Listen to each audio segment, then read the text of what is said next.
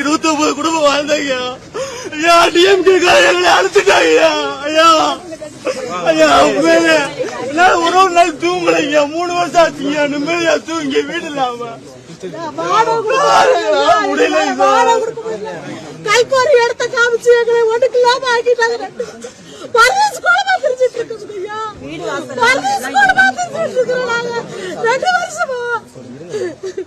இந்த கம்ப்ளைண்ட்ஸ் எல்லாம் வந்திருக்குது. இப்போதான் ஆய்வு பண்ண ஆரம்பிச்சிடும். கொஞ்சம் டைம் கொடுங்க. நான் ஆய்வு பண்ணிட்டு என்னன்றது சொல்றேன். கொஞ்சம் டைம் கொடுங்க. ஆய்வு பண்றதுக்கு நேரம் கொடுங்க. இன்னைக்கு தான் வந்துருக்கோம். அதுக்கு பாத்துக்கலாம். கொஞ்சம் வெயிட் பண்ணுங்க. நான் பாத்து சொல்றேன்.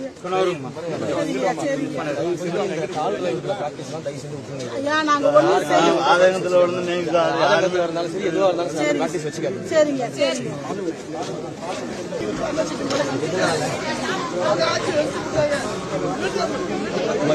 கொஞ்சம் வழக்கமா அந்த இது சேர்த்தியே சொல்லிக்கிறேன். வீட்டுக்கு 2000 வியாபாரிகளுக்கு மேலே வந்து வாழ்க்கை ஹைகோர்ட் உத்தரவு எல்லாத்தையும் வெளியேற்றிட்டாங்க. நம்ம ஆட்சியில் வந்து 2000 வியாபாரியோட வாழ்வாதாரத்தை பாதுகாக்கிறோம். 2000 வியாபாரிக்கு கிடையாது. கடைகள் மட்டும் ஒரு 1000 கடைகள் இருக்கு. கையாவாரி நடந்தது அதை கூட ஆக்கிரமிப்புங்கிற பேர்ல எடுத்துருக்கேன். ஆர்டர்ஸ் எல்லாம் வந்து பார்த்துருக்கேன். எங்கெங்கெல்லாம் அக்காமடேட் பண்ண முடியுன்றது நாங்கள் டிஸ்கஸ் பண்ணுறோம். பண்ணிட்டு நான் உங்களுக்கு சொல்கிறேன். நாங்கள் அப்பீலும் போனோம் சார். இந்த நம்ம ஜேசிக்கு இந்த நிர்வாகம் வந்து எங்களுக்கு எதிராக வியாபாரிக்கு எதிராக சொல்லி அதை தள்ளுபடி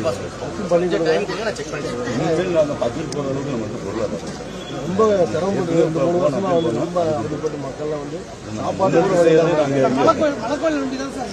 அதே மாதிரி இவங்களுக்கு வந்து அந்த அண்ணா தெரியுமா இடிச்சு விட்டுங்க. வீடு வந்து இந்த திருவீதியிலே இருந்த இடத்துல ஒழுங்குபடுத்தி கொடுக்குற மாதிரி ஹைகோர்ட் ஆர்டர் பார்த்துருக்கேன். கொஞ்சம் லேர்னிங் பீரியட் டைம் கொடுங்க. நான் ஃபுல்லாக ஒரு தடவை பார்த்துட்டு நான் உங்களுக்கு கூப்பிட்டு நான் பேசுறேன். உங்க நம்பர் நான் டவுட் இருந்தால் நான் உங்களுக்கு பேசுறேன். எனக்கு கொஞ்சம் டைம் கொடுங்க. நான் பார்த்துருக்கேன். எல்லாமே நான் பார்த்துருக்கேன்.